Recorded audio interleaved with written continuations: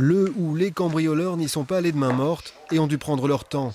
Une demi-douzaine de portes fracturées, 3 troncs forcés ou encore le tabernacle, ouvert sans ménagement.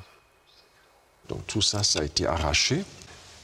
Et ils ont vidé donc les ciboires qui étaient là-dedans. Ils ont vidé les hosties sur l'autel et ils ont emporté les ciboires. Le coffre-fort de la sacristie a quant à lui été ouvert sans mal. La clé était cachée à proximité. Étrangement, tout n'y a pas été dérobé. Je ne sais absolument pas. Est-ce que c'est à cause de leur volume? Est-ce que ça ne répondait pas à une demande qui leur était faite?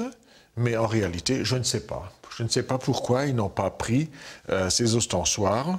L'inventaire est encore en cours, mais ce sont des plateaux et surtout 5 calices et des ciboires qui ont été volés. Des vases sacrés apparemment convoités en ce moment. Durant la même nuit, à 12 km de là, une autre église a été visitée, celle de Sessolsheim. Là aussi, des calices ont disparu. Et en Lorraine, on dénombre 15 faits similaires depuis le début de l'année. À la piste du simple vol de métal précieux, s'ajoute donc pour les enquêteurs une autre hypothèse. C'est celle d'avoir affaire à des groupes, un commanditaire malhonnête qui souhaiterait ou qui aurait des commandes pour écouler sur le marché des objets d'art, puisque ces outils sont prisés de certains collectionneurs. Difficile de se prémunir contre ces vols. Les travaux coûtent cher, la modernisation des bâtiments historiques n'est pas toujours évidente et les lieux de culte sont ouverts, accessibles et donc vulnérables.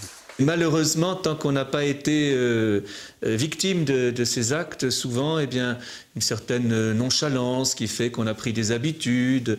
On sait que la clé de la sacristie est sous le paillasson. On ne range plus on a la paresse d'ouvrir à chaque fois le coffre, alors on laisse le calice dans un simple placard. À Marmoutier, on cherche des solutions. Vidéosurveillance, alarme sonore, détecteur de présence. Pour le moment, c'est la porte du XIIe siècle qui est renforcée. Grâce à l'argent des fidèles, la restauration des vitraux attendra.